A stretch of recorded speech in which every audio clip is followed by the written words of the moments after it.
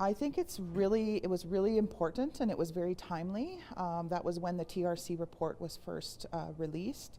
And we recognized that there was a lot of barriers that our youth were still experiencing, that they weren't getting the support within the walls of education. It was much deeper and much more rooted barrier than that, and that was that intergenerational trauma. So we were just naturally seeing that it was branching out into the families, to the community. It wasn't focused on just the education. And so we started to recognize that education was part of what we call symptoms of that intergenerational trauma. So that was what was contributing to the low education rates. And then we were seeing, the same thing with poverty, the same thing with addiction, the same thing with domestic violence. It was all rooted in that intergenerational trauma. And so we knew that it was our responsibility to take that approach and to focus more on healing through that intergenerational trauma for all Indigenous people, because it is, we recognize that it is intergenerational, and it was our responsibility not to just focus on the youth, but to focus on the families as well, and the elders and the children. So we were really glad to make that shift. Well, we have been doing this work for the past 3 years now, coming up 3 years. So we've done different things in terms of one of the events that we host. So when we were the education strategy, we had started to host an annual event called the Connect event. And the Connect event was originally a way to bring the school system and service providers together so that they can have conversations on how to better support Indigenous youth in education. And then when we took the shift to focus on healing, we wanted to continue to have these events to host for the community of Calgary. But luckily we were able to branch off throughout different sectors. So now it is an event for all different sectors that support Indigenous people.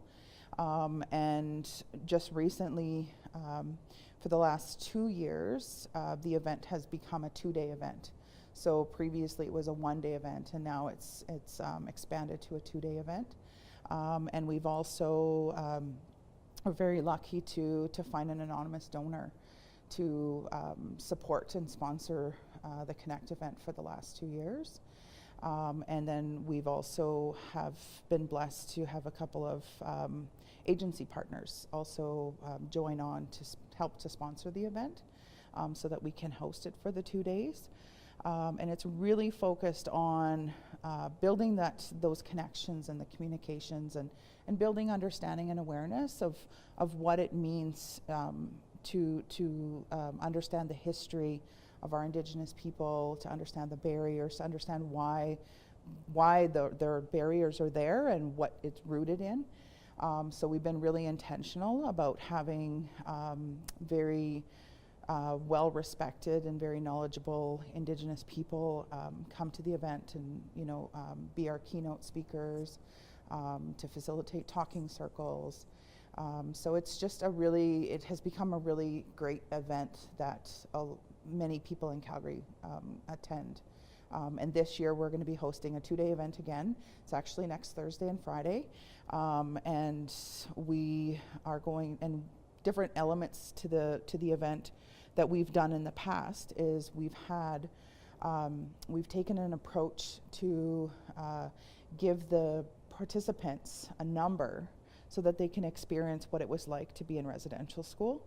So they were given a number, and we chose numbers that were higher than any of the numbers that they were given in residential school, because we wanted to respect the elders that were in attendance.